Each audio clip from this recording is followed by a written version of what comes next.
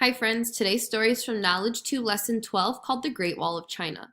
Our first vocabulary word for today's read aloud is defense. Repeat after me, defense. Defense is the act of providing protection or guarding against an attack.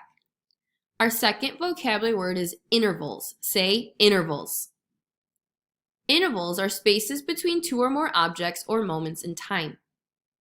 Our last vocabulary word is transport. Say transport. Transport means to carry or move from one place to another.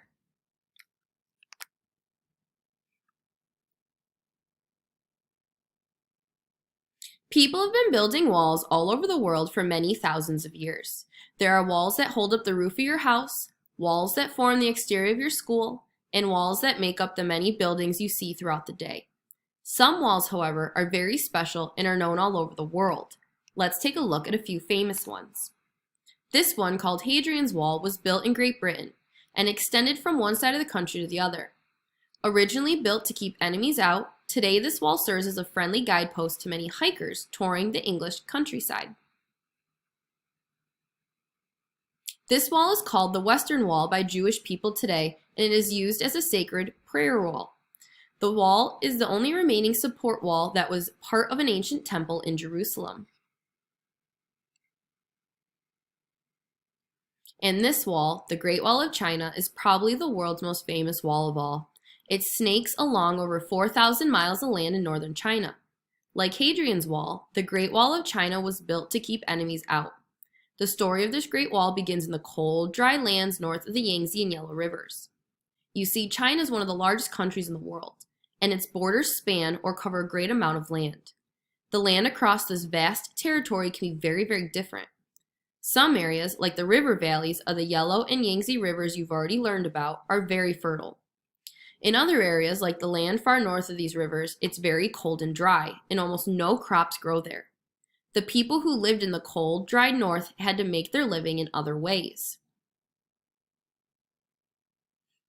Long ago, in these cold northern lands beyond the boundaries of China, a group of nomads lived by raising animals. They rode on horses, herding sheep and goats from place to place in search of grass for grazing.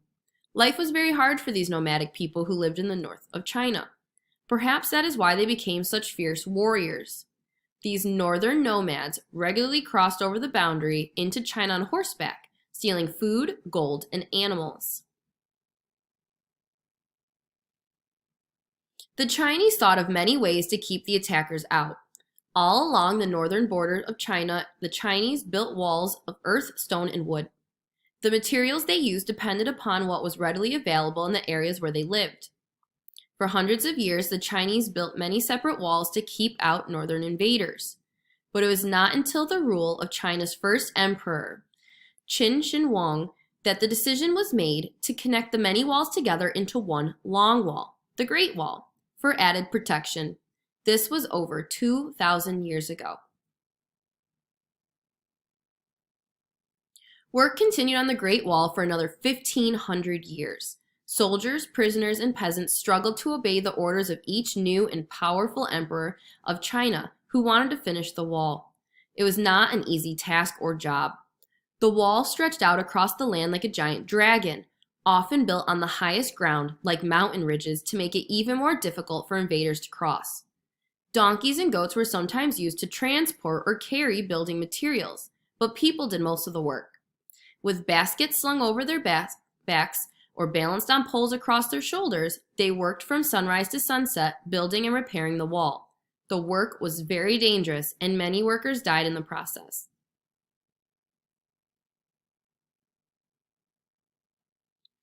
Spanning 4,000 miles across the northern China, the Great Wall was built to act like a fort. At intervals along the way, watchtowers were erected or built on the wall. At one time, there were nearly 25,000 watchtowers. Supplies were stored inside these tall spires: bows, arrows, cooking tools, and medicines. Soldiers posted atop the lookout towers kept watch for invading warriors. If they sensed danger, they used flags and drums to send signals from tower to tower. At night, fires along the wall alerted Chinese soldiers of possible enemy attack. Beneath the towers, soldiers who were camped in tents also watched for signals, ready to come to the defense of the wall. and all the people behind it at any moment's notice.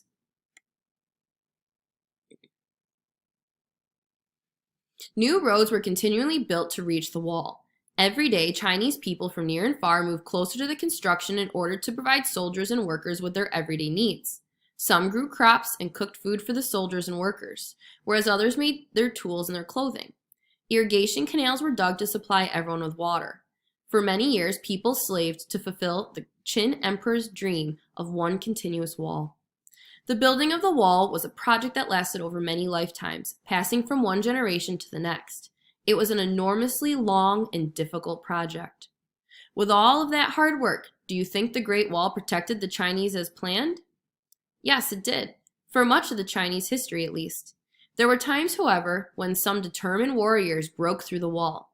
On 2 occasions lasting for hundreds of years each, nomads from Central Asia forced the Chinese people to live under their harsh or difficult and cruel rule.